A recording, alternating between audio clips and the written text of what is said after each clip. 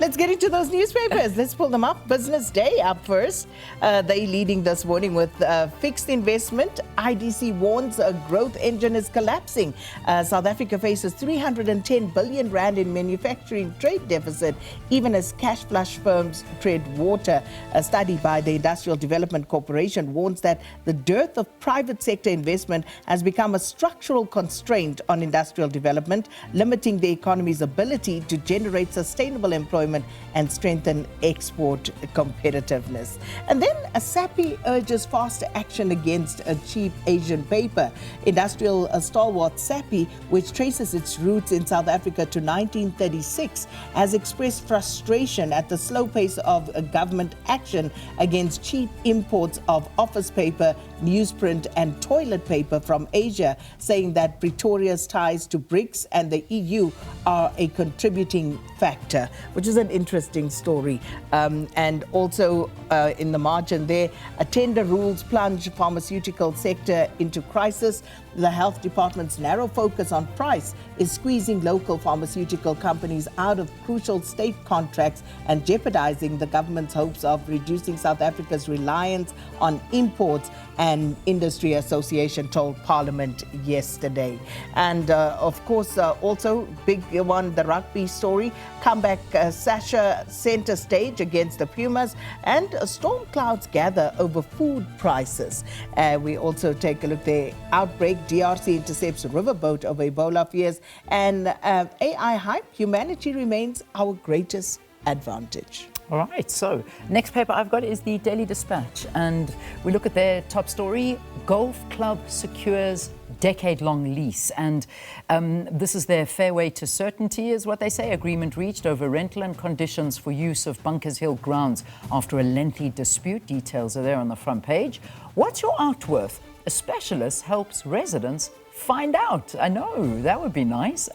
Chris Ehlers and Johan Strauss & Co. Senior art specialist Ian Hunter during an art valuation day. So that could be an interesting one. I always wondered what some of those do. I know, me too. It's lovely. Then dissident ANC members vow further legal action after party's appeal is dismissed. And that's 3 disguised ANC members who have repeatedly defeated the party in court have threatened fresh legal action, including criminal charges of perjury and contempt of court after the Makhanda High Court dismissed the ANC's bid to appeal against a judgment that invalidated the party's interim Eastern Cape leadership structure. The photograph, people dancing with umbrellas on a climate-controlled rainy street at Dubai Resort.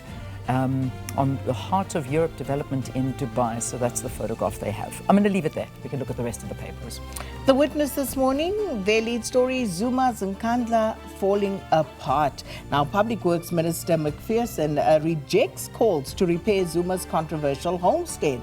Let me read a bit of this to you. So, more than 246 million rand was spent on former President Jacob Zuma's controversial Nkandla homestead. And now, as the property reportedly falls into disrepair, the Public Works and Infrastructure Minister, Dean McPherson, insists that it is not his department's responsibility to maintain it.